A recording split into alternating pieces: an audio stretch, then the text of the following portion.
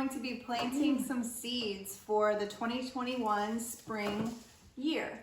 So it is currently January 7th, and we are going to be planting some seeds that we can grow indoors under grow lights. So here in zone 9, we are ready to plant tomatoes and peppers. So we are going to be doing some super sweet cherry tomatoes, some Roma tomatoes, and some California Wonder bell peppers. Let's get started. Is it on? Oh, it's still going. Yeah, it's on.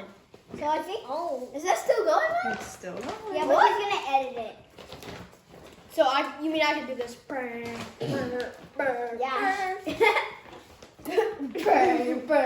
I mean, she can stop to edit it. First thing we're going to do is fill our pots with some seed starting mix. Okay.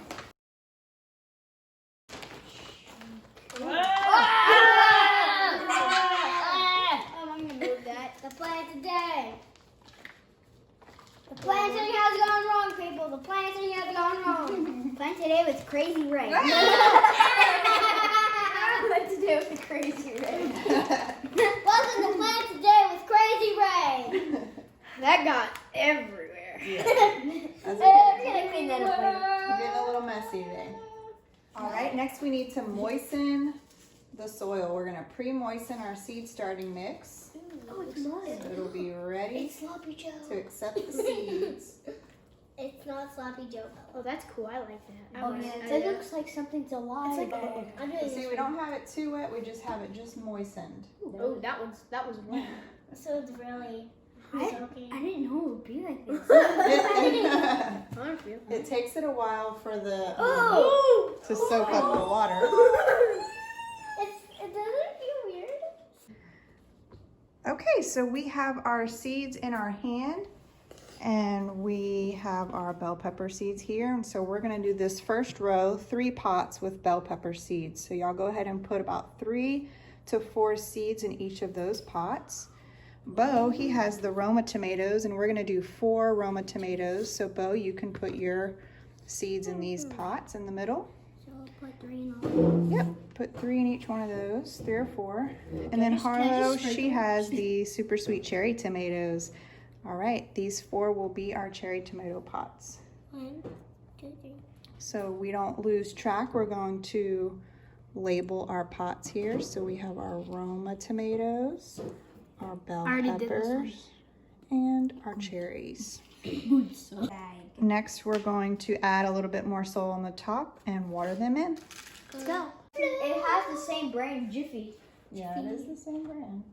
Same brand of Jiffy. Brand of Jiffy. How do you know it's Jiffy? How do you know it's Jiffy? So we're just sprinkling a little bit on the top, just enough to cover the seeds. Yes, The seeds are gone.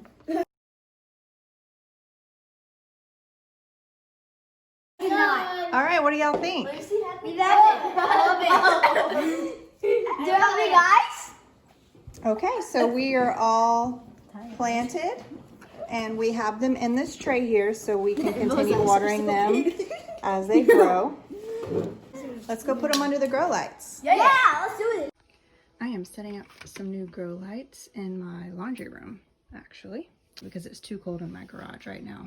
So I have this IKEA wooden storage shelf, just the cheap from IKEA, and we painted it gray. It's been in here for years, but I cleaned out this shelf, and I am just screwing in these little hooks, and I will attach the lights. They have attachments that hang. I'll show you those. And so I'm gonna put a light it's about every 6.5 inches. I got these on Amazon, and I'll link those down below. They are LED grow lights. I just push up with some pressure, and since the end is pointy, it screws right in there. I marked on my thumb. Ugh. Permanent marker. Screw it in really easy. And if it gets hard, you can just use a little wrench to get it finished. There you have it. All right, I'm gonna get the rest of them in. All right, I got my first one hanging. So you can snap these onto the light wherever you need them. You can slide them wherever. And just hung it up there. So I have that back one plugged into the wall, and it comes with a little switch.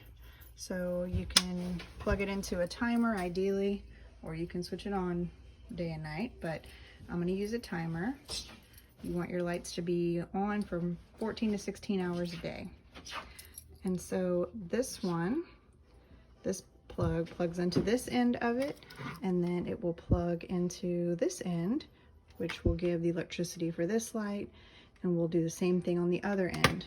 We'll attach every light to each other so they're all attached just by the ends, and we only have to plug in one side. Really neat.